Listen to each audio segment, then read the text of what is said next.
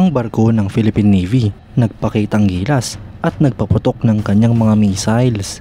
Ito nga ba mga idol ay paghahanda na ng Philippine Navy sa mga posibleng mangyari sa hinaharap? Yan ang pag-uusapan natin, pero bago yan, kung bago ka lang sa aking channel, huwag mong kalimutang mag-like, subscribe at i-hit mo na rin ang notification bell button para lagi kang updated sa mga bagong videos natin.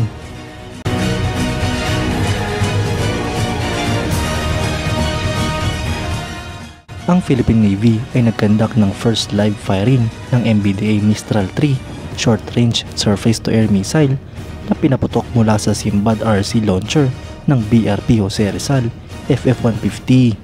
Ito nga po ay naganap noong April 29, 2025 bilang parte ng Maritime Event Exercise Balikatan 40 2025. Mga idol, pagpapakita nga po ito na talagang capable ang mga barko ng Philippine Navy sa mga posibleng mangyari sa hinaharap.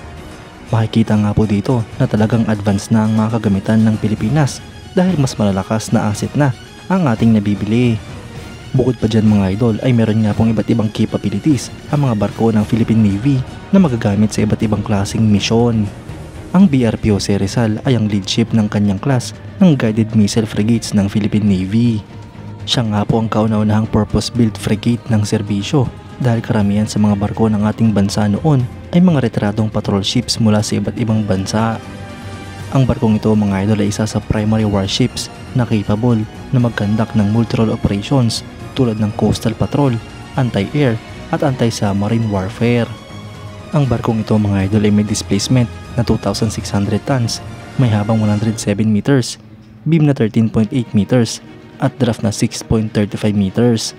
Ang installed power nga po dito mga idol ay 4 na MTU STX 12V 2000 M41B diesel generators. Ito nga po ay may maximum speed na 25 knots at may range na 4,500 nautical miles. Kompleto nga rin po ito sa sensors and processing systems tulad ng combat system, search radar, navigation radar, fire control radar, electro-optical tracking system, tactical data link at sonar. Para naman sa armament mga idol ay armado nga po ito ng mga missiles tulad ng 4 na Seastar SSM 710K anti-ship cruise missiles, 2 Simbad RC twin missile launcher at 8 cell ng vertical launching system. Meron nga rin po itong 2 C triple tube 324mm torpedo launching system para sa K745 Blue Shark torpedoes.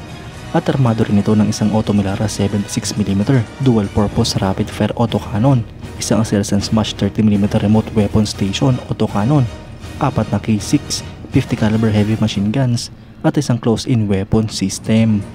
Mga idol, hindi nga tulad ng sinasabi ng iba na floating docks ang BRP Jose Rizal dahil wala itong armas. Ngayon nga po ay pinapakita nila na talagang armado at capable na magdala ng mga armas ang barko. Isa nga lang po ito sa 2 Jose Rizal class frigate ng Pilipinas mga idol na maggamit sa iba't ibang klaseng misyon. Kayo mga idol, anong masasabi nyo? Comment down below for your thoughts and opinions.